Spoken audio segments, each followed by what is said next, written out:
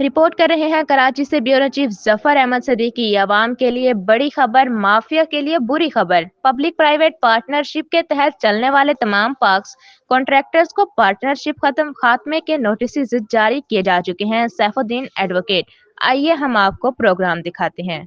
Sir, आप public partnership के खिलाफ कोर्ट तक गए हैं, उसके बाद जितने पार्क्स आपके चेयरमैन के अंडर आते हैं, तो बताइए ऐसे कितने पार्क्स हैं जिनकी पब्लिक पार्टनरशिप टर्मिनेट की गई है?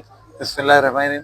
देखिए, पब्लिक प्राइवेट पार्टनरशिप अच्छी चीज है, नंबर एक बात ये है, लेकिन उसमें अगर वही चीज चल रही हो जिसके लिए पार्टनरशिप की गई है, अगर आप पार्टनरशिप के नाम पर धोखा दे रहे हैं लोगों को और पार्क्स को काट काट कर कमर्शलाइज कर रहे हैं, कमर्शियल पार्टियों को दे रहे हैं, उससे किराया वसूल कर रहे हैं, उसकी जो नौइयत है उसको तब्दील कर रहे हैं, वहां पर पार्क के बजाय आपने खेल के लिए कुछ कमर्शियल बुनियादों पर चीजें बना दी है, उसके हम कतन खिलाफ हैं। इससे पहले एमक्यूएम ने ये किया था, पूरी कराची के पार्कों पर कब्जा किया था और नेमतुल्लाह खान साहब ने पिटीशन फाइल की थी और हमने पार्कों को खाली कराया था।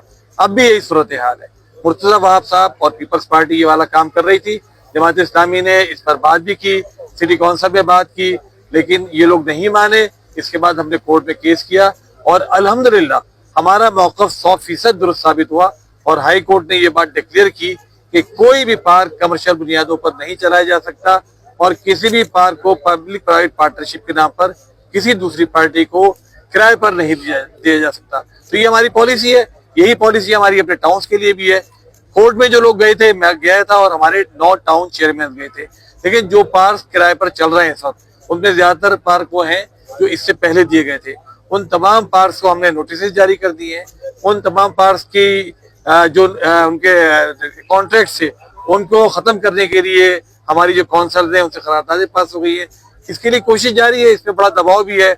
ये तमाम पार्क इस वक्त कमर्शियली चल रहे हैं, उसके पीछे बच्चे बड़े पॉलिटिकल लोग मौजूद हैं, इन्फ्लुएंशियल लोग मौजूद हैं। तो बहरहाल इस तमाम प्रेशर को हम लेते हुए, इसको नजरअंदाज करते हुए इंशाल्लाह इनको भी खाली कराएंगे और जो फैसला हुआ है उस पर हम खुद सबसे पहले अमल दरामद करने के पाबंद हैं और करेंगे इंशाल्लाह।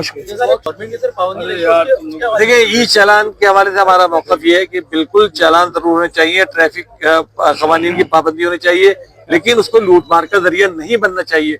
सिंध हुकूमत ने किया है, ना सड़कें दी है, ना ट्रांसपोर्ट दी है, ना ट्रैफिक का कोई प्रॉपर निज़ाम है, ना ट्रैफिक का जो स्टाफ है वो प्रॉपरली ट्रैफिक को कंट्रोल कर रहा है, लेकिन सिर्फ एक काम शुरू किया है कि ट्रैफिक के भारी भारी जुर्माने लगाने शुरू कर दिए।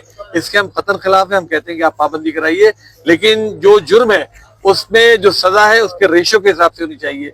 ये नहीं कि किसी आदमी ने साइकिल तेज चला दी या हेलमेट नहीं है तो 5,000 रुपये जुर्माना, 25,000 रुपये जुर्माना, 50,000 रुपये जुर्माना। ना ट्रैफिक की लाइनें मौजूद है, ना कहीं ज़ेब्रा क्रॉसिंग मौजूद है, ना कहीं स्पीड लिमिट के बोर्ड्स लगे हुए हैं, लेकिन आप इसके ऊपर चालान करना शुरू कर दें तो ये जुल्म है जो हम नहीं होने देंगे।